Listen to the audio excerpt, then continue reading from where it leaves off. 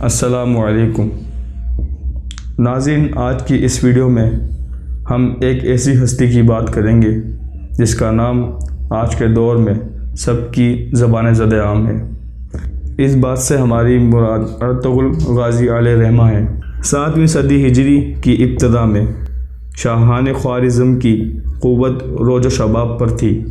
وہ ایران، خراسان اور شام اور عراق میں آل سلجوق کے بیشتر مقبوضات پر قابض ہو چکے تھے اور ایشیا کی تمام اسلامی سلطنتوں کو فتح کر لینا چاہتے تھے۔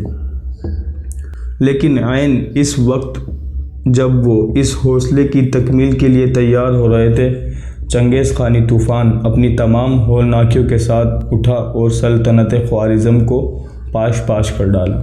اس سلطنت کی تباہی کے بعد ترکی قبائل جنوب کی طرف بھاگے۔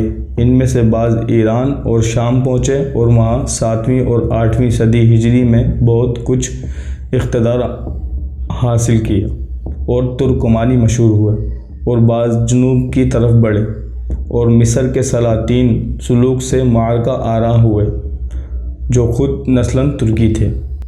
لیکن مصر میں انہیں شکست ہوئی اور وہاں سے واپس آ کر ایشیائے کوچک میں سلجوقیوں سے آ ملے۔ انہی ترکی قبائل میں چنگیز خان کے حملے کے بعد اپنا وطن چھوڑ کر مارے پھر رہے تھے ارطغرل کا قبیلہ بھی تھا۔ یہ قبیلہ ترکمان اوغوز کے قبیلے کا ایک جز تھا جو ارطغرل کے باپ سلیمان شاہ کی سرکردگی میں اپنے وطن خراسان کو چھوڑ کر مختلف ملکوں میں گھومتا ہوا شام کی طرف جا رہا تھا کہ اثناء راہ میں دریائے فرات کو عبور کرتے ہوئے سلیمان شاہ ڈوب کر ہلاک ہو گئے۔